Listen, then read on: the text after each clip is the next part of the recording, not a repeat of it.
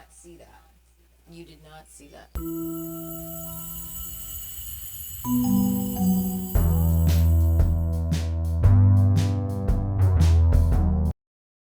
Okay, we're gonna try this again. This is actually a perfect example to demonstrate the kind of work that goes into an online show, making videos. I had just recorded a nearly half hour's worth of footage to make this intro video. The sound didn't work. Bro.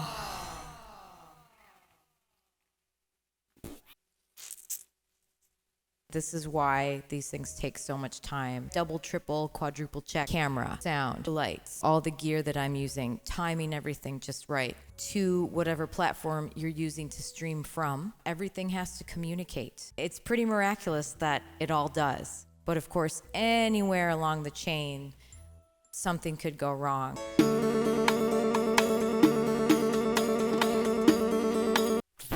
Let's rewind a second. What I meant to say was, thank you for being here. This is my third Christmas show. It's becoming a thing. I really like doing these shows, particularly at Christmas. I do other live streams as well, but there's just something so cozy and warm about a Christmas show. A platform and the technology like this allows me to be able to have a party with everybody across time and space in one place, and that I get to sing, I get to perform some of my own songs and some favorites. I wanted to just show you a little bit about the work that goes into making one of these. Okay, I'm so sloppy tired, I can't even.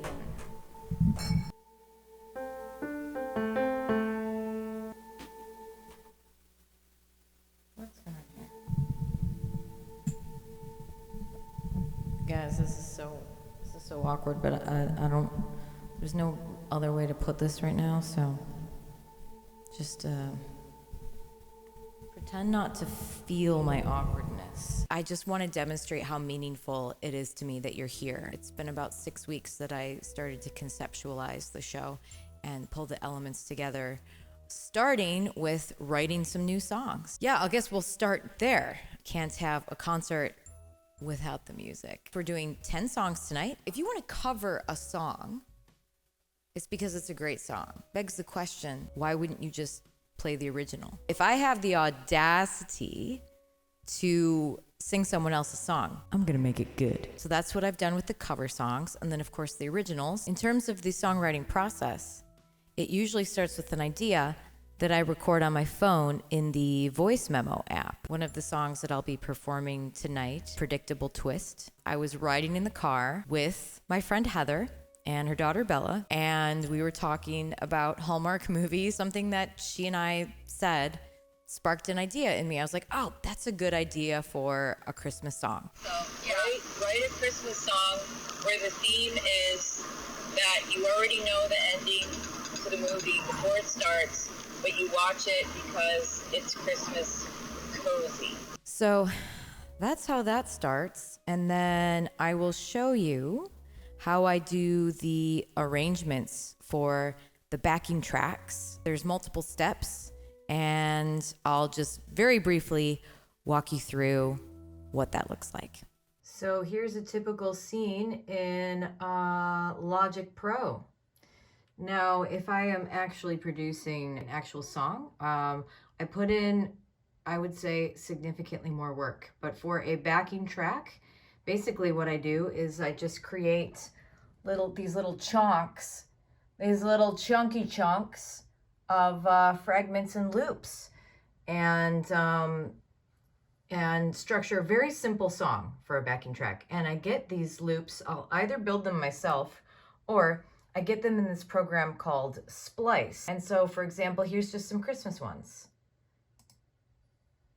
Oh, you can't hear that. I add the necessary effects, and then I will mix this whole thing down, and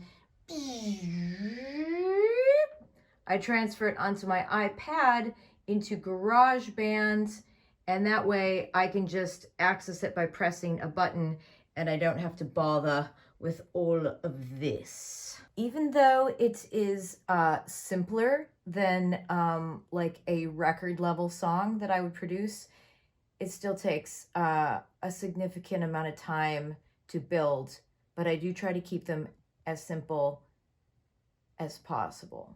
So once we have the arrangements worked out, the backing tracks worked out, then what I do is figure out how I can incorporate my looper and my pedal for a more interesting live experience. And I definitely feel like that guy out on the street with like bells on his ankles and the harmonica around his neck, like, you know, like playing 5 things at once. And I like to challenge myself and push myself to see how many elements can I add to this song before my brain explodes. Okay. Let's do one more here. And then I'm gonna crash. Crashish.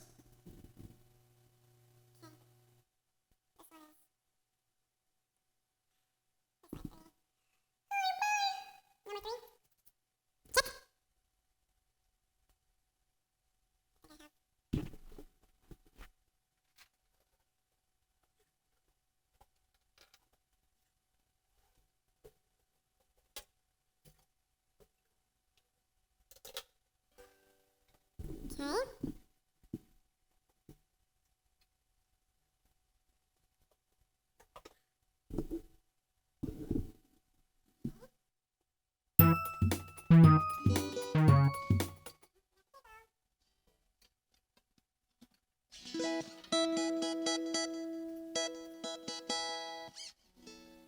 Who's going to?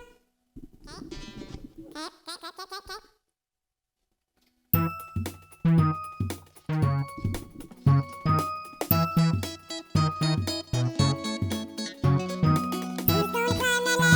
So then once I get all of that worked out, you have to make sure that your set and setting is properly established. Do I look okay in the camera? Background, eye-catching, but not too catching so that it upstages you. You got to have the right lighting. You're pleasing to the eye, because if you're not, that will also be distracting. And then, of course, we got to get the sound levels. Shout out to Eric Sugg. He helps me set up everything in the program called OBS, which takes all of the input and feeds it into, delivers it to YouTube. And he's in the chat and can drop links. Thank you, Eric, for moderating. Here's a little footage of us doing a test run. Let's configure to, I've got this one song that always peaks. Before you start tweaking stuff, I have multiple volume sources here. So we need, no. Yeah. Can you hear me speaking through the microphone? Yeah. Oh, wait. No, wait. Oh, you can hear this? Can you hear this? That's affirmative. Are you getting a lot of like white noise static? I'm going to run this, but while it's running, I'm not going to be able to hear you speaking on the phone. You don't have to say it again. I know how the story ends.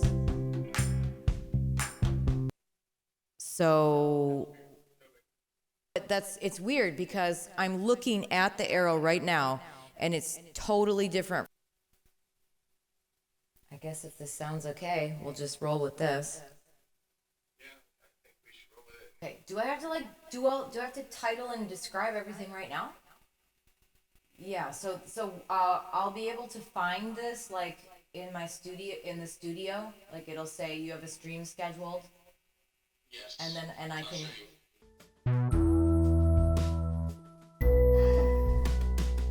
Well, there you have it. Just a little sneak peek behind the scenes. So without further ado, let's get to the Hallmark Dreamer Christmas Cast 2022. Thanks again for being here. It truly, truly means so very much to me. I love you all. Enjoy.